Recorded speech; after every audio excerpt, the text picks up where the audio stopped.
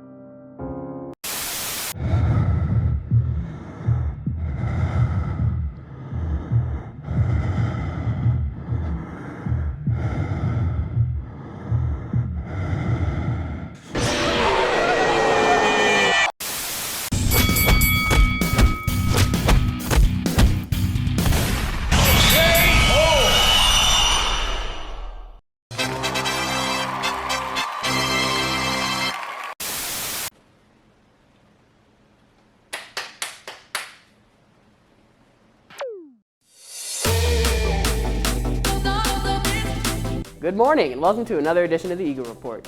I'm Dylan and let's jump right into it. It's February, so it's time to celebrate Black History Month. Here's Amaris and Zariah with some Black History Month trivia. Who was the first person to not give up their seat on the bus? Claudette Colvin. Rosa Parks. Rosa Parks. Who, the first person? Well, I guess Rosa Parks, but I mean, is that right? Claudette Colvin. Who was the person with the most amount of Grammys? Beyonce? Who was the Beyonce? It's a lady. I don't even know that. Who is the group Michael Jackson was in as a kid? The Jackson 5. What's it called? Fantastic Five, something like that. Jackson 5. Jackson 5. How many championships did Kobe Bryant win? Ooh, 2. I think like 3 or 4. 3. 23. Gymnast with the most amount of medals. Gabrielle Douglas. Simone Biles. I don't know. Simone Biles.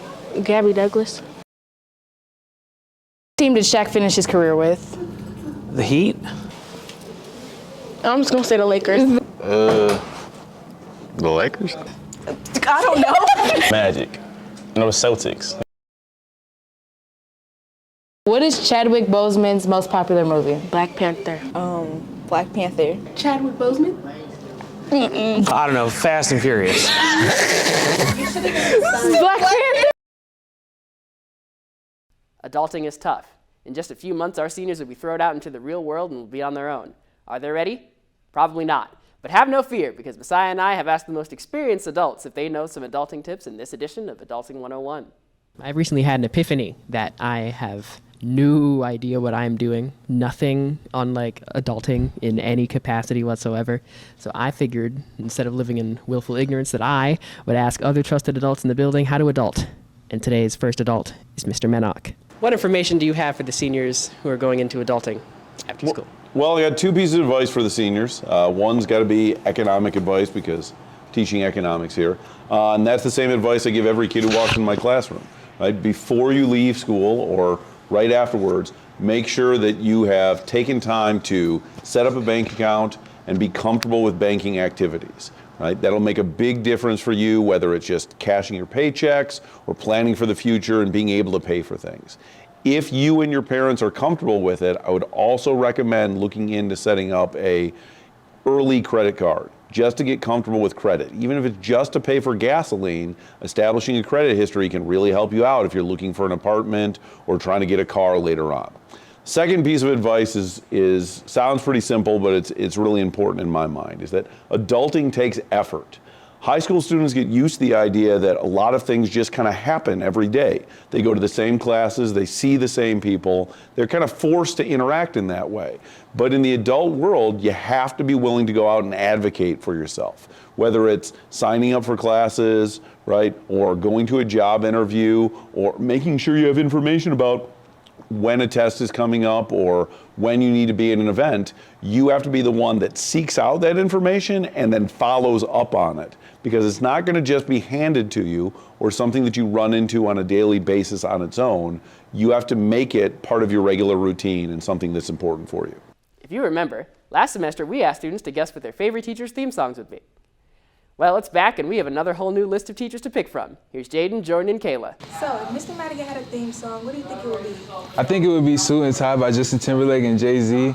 I can see him doing something very funny to that song. Like he'd make it like over dramatic, but like in a comedy way. Mm-hmm. Yeah, Mr. Madigan is a cool guy, funny guy. So yeah, that'd be him. As long as I got my suit and tie, I won't leave it out on the floor tonight. And it got fixed up. So, if Dr. Chan had a theme song, what do you think it would be?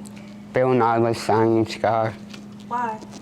Because he seems like a Bill Nye Science Guy person. Science rules. So, if Miss Thomas had a theme song, what would it be? It'll be One in a Million by Aaliyah. And why? Because she really gives love song. Like I'm pretty sure she has a husband and I know she loves him and she just gives one in a million, old school type of vibe.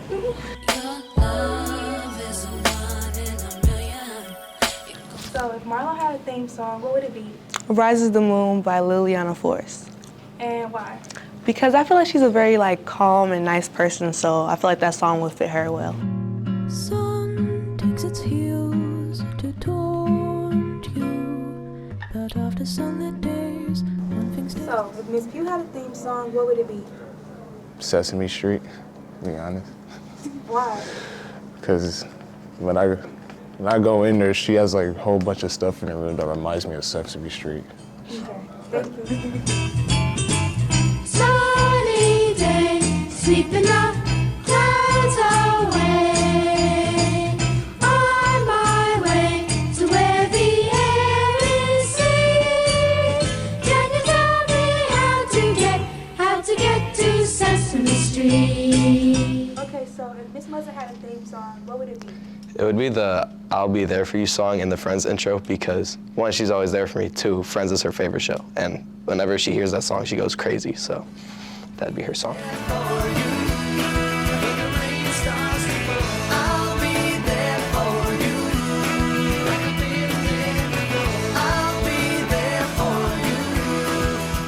Okay, so if Mr. Rudy had a theme song, what would it be? The Pink Panther thing. Why? Because it kind of just appears places without you realizing it.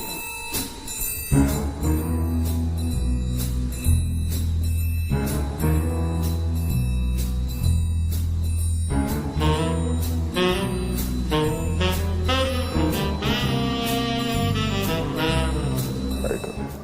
So if Miss Felicity had a theme song, what would it be? I say Eternal Sunshine by Janae Aiko. And why? Because she got a son in her room, I think. Yeah, I don't know, cause she got a sunny little personality, real upbeat. Been through my first hell of pain, but all in all, it's been okay. I've lived well. Khan Academy. The Thurston faithful have been hearing those words uttered for the last couple of weeks. The decision to use seminar time to work on SAT prep questions through the Khan Academy website has been met with much resistance. To get answers on this decision, Xavier sits down with an exclusive interview with Assistant Principal Mr. Price to get answers. I took a trip down to the AP office to talk to Mr. Price about the Khan Academy practice that's been going on at Thurston High School. So here's a quick Q&A with Mr. Price. Why was Khan Academy put in place? It's a number of reasons. I guess you could say Khan Academy was put in place, but I think more importantly, we noticed, and when I say we, the administrators at Thurston and the teachers, we noticed that I think there's been a deficit that was created when, just dealing with the pandemic and everything. And coming out of that pandemic, we had some work to do to get kids caught back up to where they needed to be. And one of those areas of deficit is shown up in test scores. So it's important, not just for those who want to go to college, but it's important all around.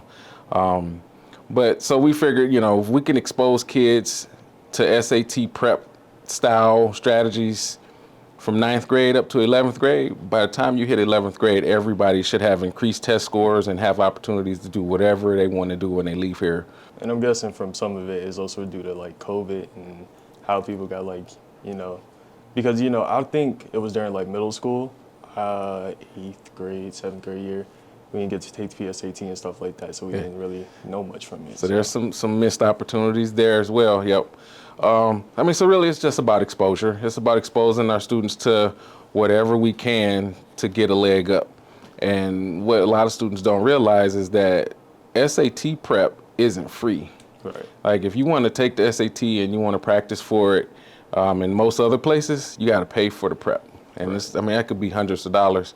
And so we figured out a way to build it into our daily schedule so the kids are getting it for free. As you can see, the SAT has many opportunities for those who take it. And with that being said, this is Xavier signing out of the Eagle Report. That's it for this edition of the Eagle Report. Be sure to hit the like and subscribe button so you don't miss another episode. I'm Dylan Early. Have a great day and be good people.